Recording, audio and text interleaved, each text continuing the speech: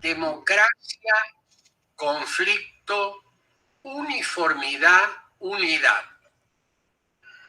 Me propongo plantearles esta tarde un breve conjunto de reflexiones sobre los 4 términos de esta disertación. Quiero explicarles también el porqué del título y el contenido de estas reflexiones. Es muy frecuente hoy hablar de la grieta que divide a nuestra sociedad, de los variados conflictos que tensan la vida social y de la necesidad de unidad. Advierto que pongo entre comillas la expresión grieta porque discrepo con el sentido y el uso que de la misma se hace. En efecto, la idea subyacente frente a esta expresión es de que estaríamos en presencia de un grave problema que fractura a la sociedad. Cuando hablamos de las grietas de un edificio, estamos hablando de un problema estructural serio que podría derrumbar la construcción.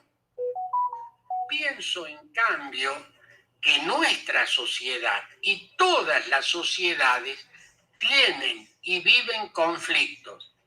Por eso utilizaré los términos conflicto, analizaré el tema de la unidad y la uniformidad y veremos cómo se desarrollan estas en un sistema democrático.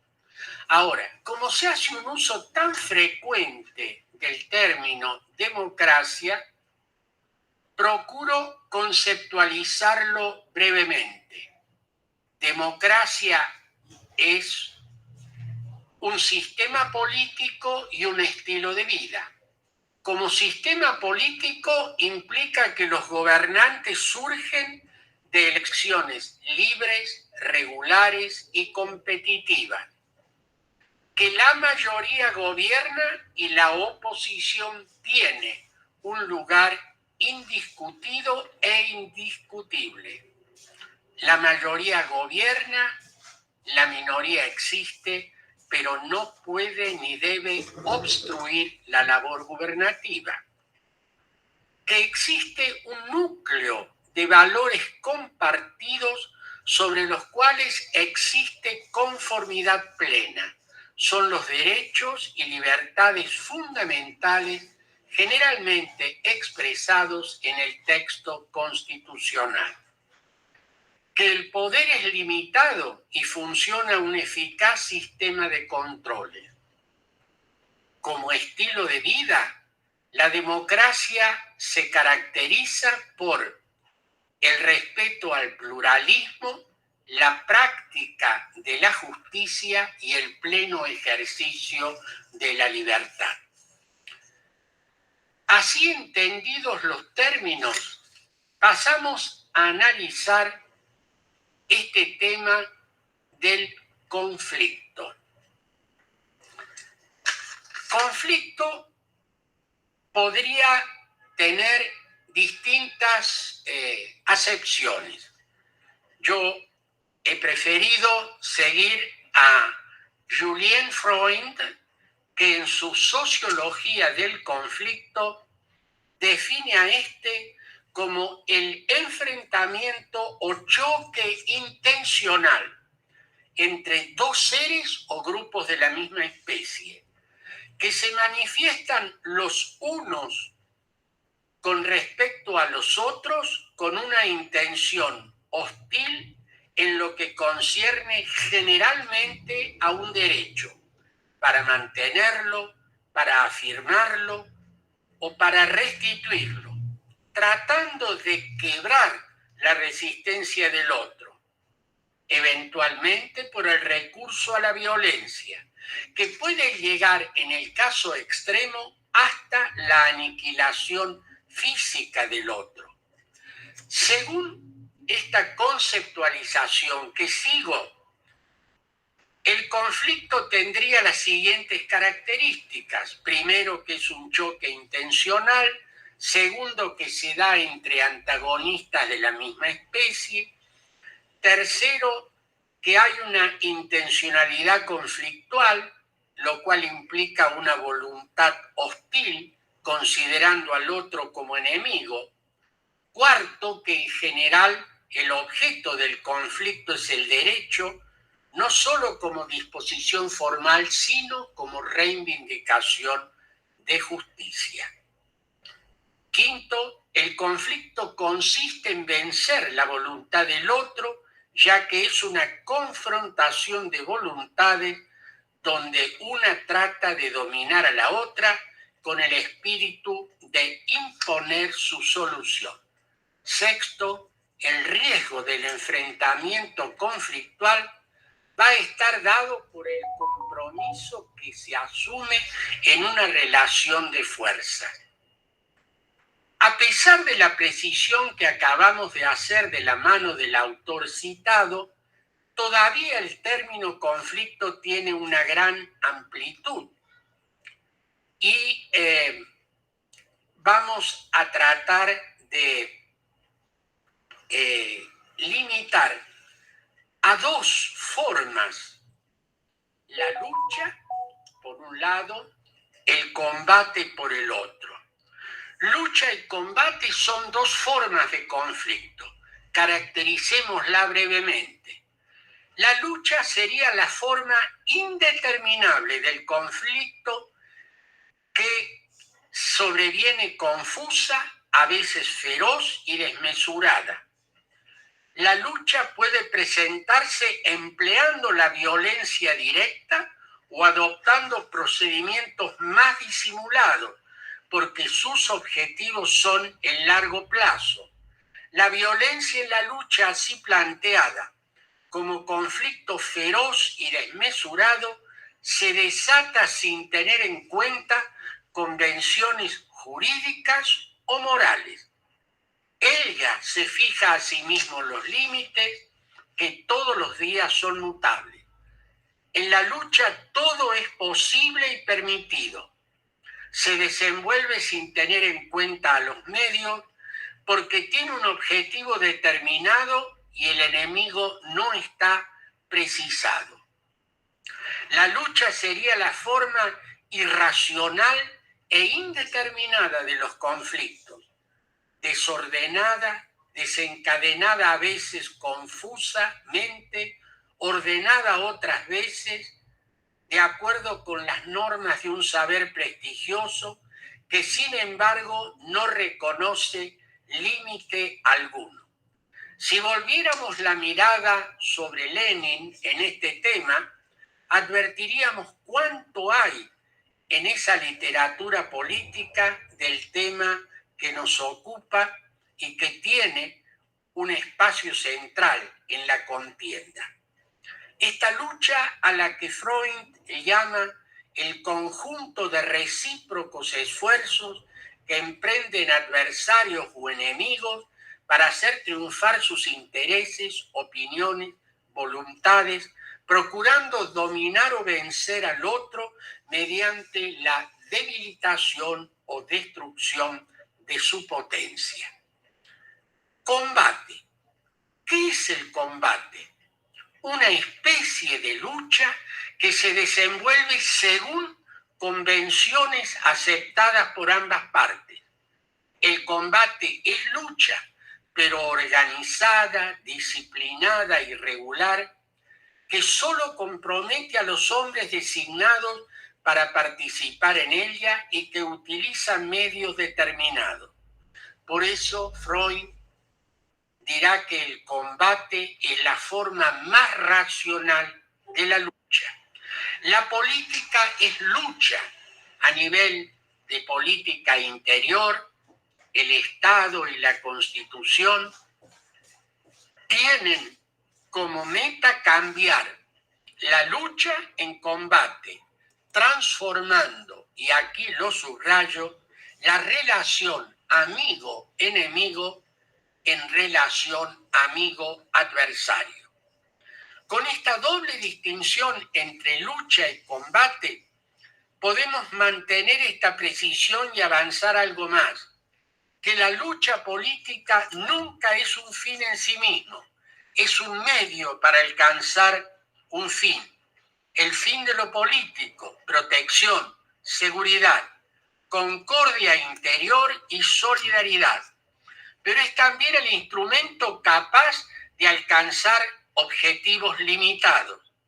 Esta lucha y este combate, como maneras específicas del conflicto político, tiene una paradoja. ¿En qué sentido? Por ejemplo, Freud utiliza la huelga y dice que ella es una forma de lucha, una prueba de fuerza, más o menos violenta, que solo tiene sentido en relación a un contexto de cooperación entre patronos privados y públicos y obreros o empleados. De la misma manera, los conflictos que surgen en un sistema político, en un Estado, y que enfrentan a los adversarios bajo la forma de combate, respetan las normas y leyes establecidas, expresan en esa situación conflictiva una solidaridad que va más allá, que trasciende a la lucha misma. Allí está la política. Usando las expresiones dadas, el combate político, la lucha está transformada en combate. ¿Hay conflicto? Sí, pero este está vinculado a algo que le da sentido al sistema político, al Estado. Esta paradoja se nos aparece como un anticipo al tratar de establecer la concordia y garantizar la seguridad exterior mediante la delimitación de enemigos exteriores y la instauración de un equilibrio interno. La meta de lo político es tratar de dominar la enemistad y la lucha siempre renaciente. Antes de abandonar este primer aspecto, quiero volver sobre algo que tiene profundas implicancias. La dialéctica amigo-enemigo que toma Freud de Carl Schmitt y que ha sido equívocamente entendida e ideológicamente utilizada muchas veces, se refiere a la dialéctica entre un sistema político y otro, es decir, hacia el exterior. Allí el enemigo es el hostes, el extraño, no el inimicus, en la fórmula latina, el enemigo personal.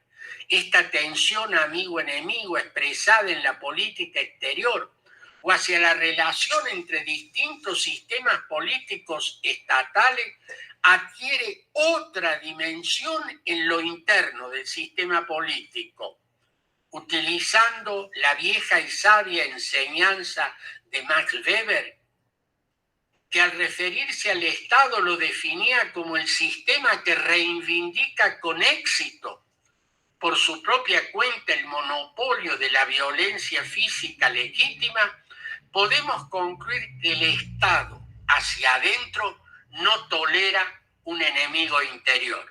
No puede darse en el Estado el conflicto político en relación amigo-enemigo, sino amigo-adversario, porque hacia el interior de su frontera sus miembros están destinados a disfrutar de la concordia y de la amistad.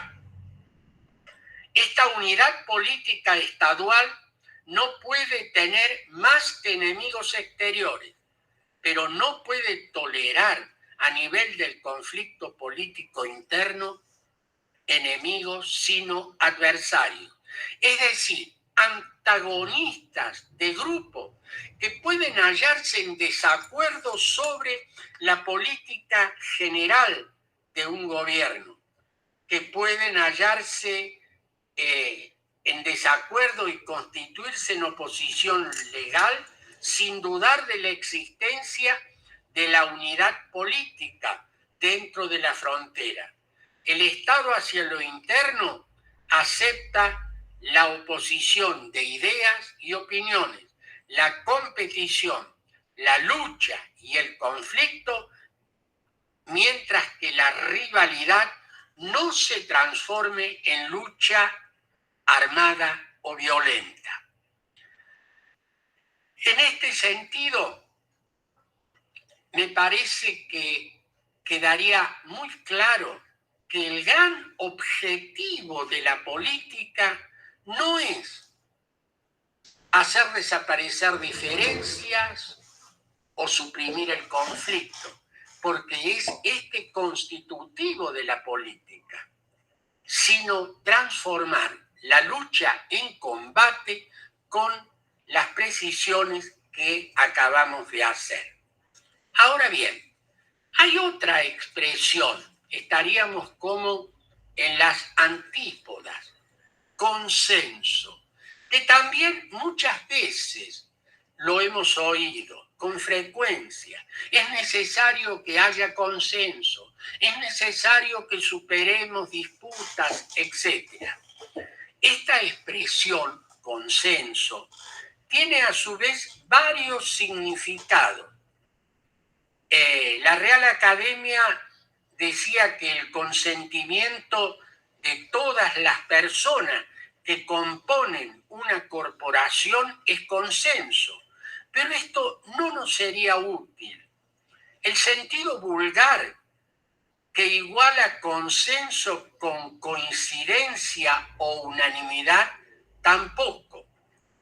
Prefiero seguir la acepción de un autor español, Raúl Morodo, que en la génesis de la Constitución Española del 78 dijo: consenso, generalización e internalización del consenso y su aplicación a sociedades políticamente diferenciadas constituye un recurso que compatibiliza la evolución de dichas sociedades y la conservación de la necesaria complejidad que la caracteriza. Consenso, termina diciendo Morodo, es una respuesta estratégica política a una situación social determinada que suscita múltiples cuestiones. Se advierte aquí que consenso, esta suerte de identidad básica, no es un sustituto permanente ni total del conflicto, no lo excluye. Cuando se plantea el consenso como opuesto al conflicto,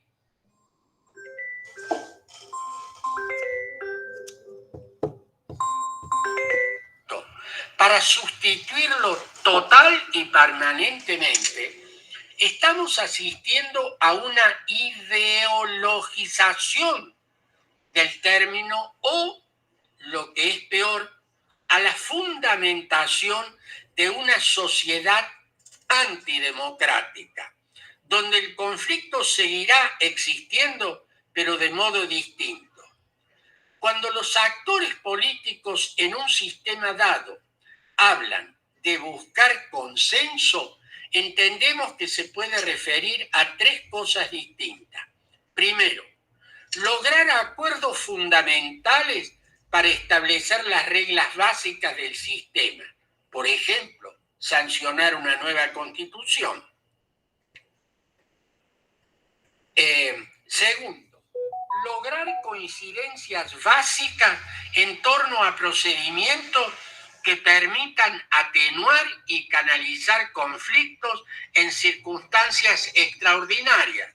Por ejemplo, el tránsito de un régimen autoritario o totalitario a un régimen democrático, o para estabilizar un régimen democrático pluralista frente a una grave emergencia nacional. Tercero, formular un régimen político donde las decisiones fundamentales sean fruto permanente del acuerdo entre gobierno y oposición. En el análisis de los procesos de transición del autoritarismo a la democracia, aquellos que ocurrieron en España y Portugal en los 70 y en la Europa de los países afines a la Unión Soviética, nos indican que en las dos primeras hipótesis se ajusta a la interpretación que Morodo da del término. En cambio, en el tercer caso, estamos frente a una hipótesis que científicamente es inexacta.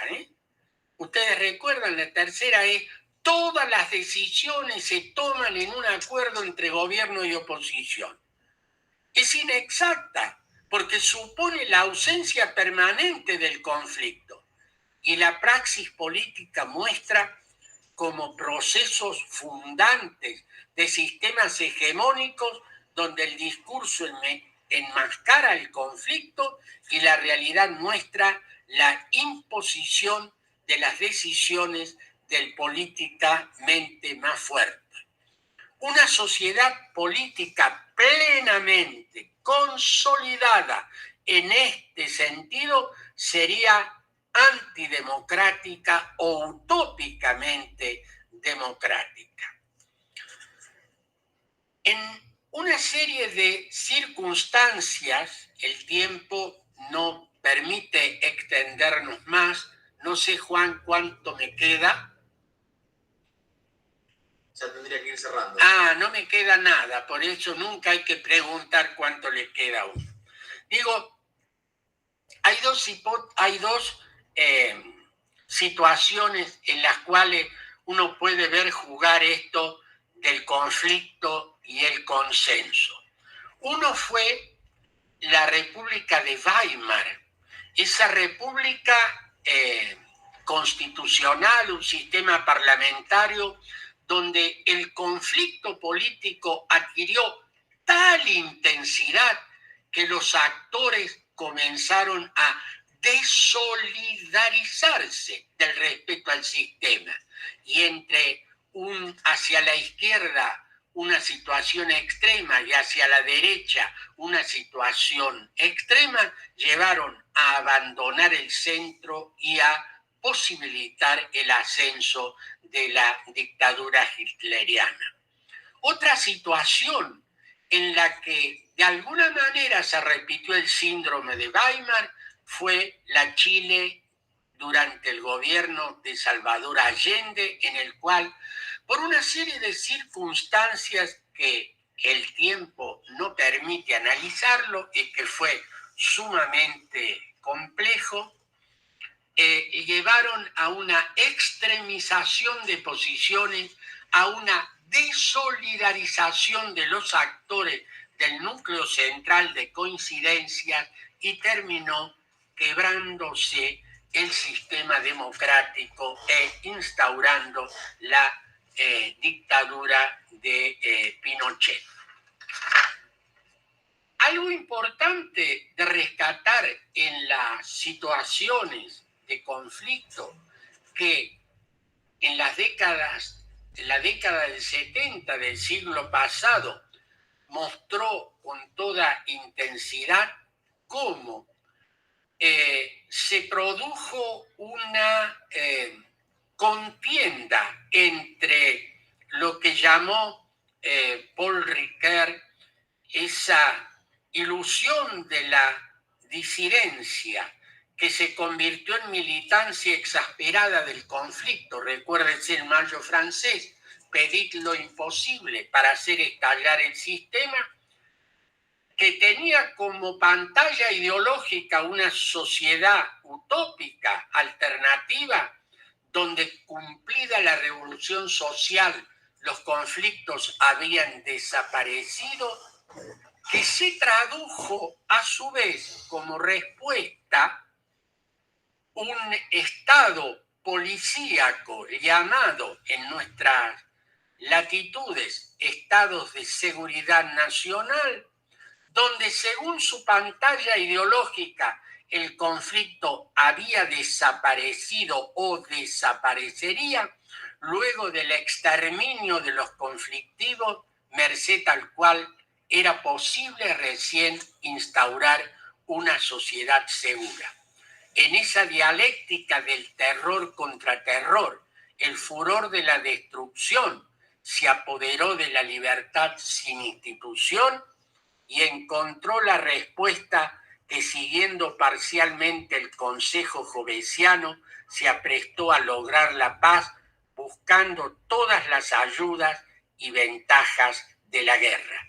De esta manera ocurrió que se transformó aquello en lucha abierta y destrucción. Fíjense ustedes que puse en el título de esta intervención conflicto al cual nos hemos referido, uniformidad. Ya vimos que una manera de entender el consenso como uniformidad, todos pensamos y hacemos lo mismo, termina no garantizando la unidad, sino destruyendo un sistema democrático. Unidad, en cambio, que no es uniformidad, que no es ausencia de conflicto, es que los actores, aun cuando políticamente estén en posiciones muy distintas e incluso distantes, se sienten comprometidos con un núcleo de valores básicos. Son los derechos fundamentales que están en el corazón del plexo constitucional y que no están dispuestos a romper las reglas básicas. Podrá el lenguaje ser exasperado, pero nunca habrá conductas que busquen la destrucción física del adversario, considerándolo como un enemigo. Una última, muy brevísima reflexión, porque mi tiempo está agotado, con respecto al lenguaje. He advertido en nuestro país y en otras latitudes que se utilizan ciertos términos como derecha e izquierda, extrema derecha y extrema izquierda, que más allá de las apreciaciones conceptuales, no es del caso ponernos aquí, se utilizan como verdaderas armas de combate. Y esto es peligroso. Cuando uno de los actores dice a los otros, ustedes son derecha, y dice sin decir, ustedes no debieran existir. Cuando desde el otro punto se dice, ustedes son de izquierda, y ese término conlleva de nuevo, ustedes no debieran existir. ¿Por qué? Derecha e izquierda identifica posiciones divergentes que son a su vez cambiantes según cada contexto social e histórico. Pero es clave que se acepte que los unos y los otros forman parte del sistema común, tienen los mismos derechos, su voz ha de ser igualmente respetada. No puedo dejar pasar, porque acabo de verlo, que la vocera presidencial argentina, que cada vez más habla no como vocera, sino por lo que ella dice y piensa, refiriéndose a aquellas piedras que han simbolizado un recuerdo a los muertos del COVID, dijo, comillas, piedras colocadas por la derecha, cierro comillas, y sin decir dijo, esas piedras no tienen valor porque representan a los de la derecha, aunque estén muertos. Esto me parece un acto de suprema descalificación. Los muertos no son ni de izquierda ni de derecha. Los ciudadanos pueden ser de izquierda o derecha según la posición que asuman, pero todos deben respetarse y oírse recíprocamente.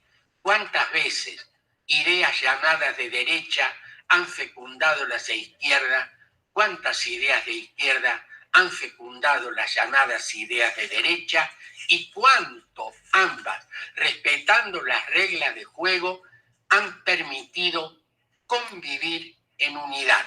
Y termino diciendo lo que es una adaptación de la fórmula agustiniana para referirme a este término.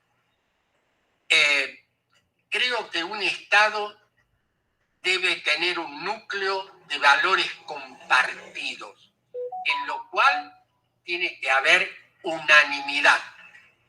Tiene que haber libertad en las demás cuestiones que son opinables. Y en todo debe haber lo que Maritain caracterizó como amistad cívica, esa relación que a pesar de las diferencias considera a los miembros de una sociedad como socios fraternos de un emprendimiento común. ¿Será esto para quienes lo están oyendo algo como difícil de lograr?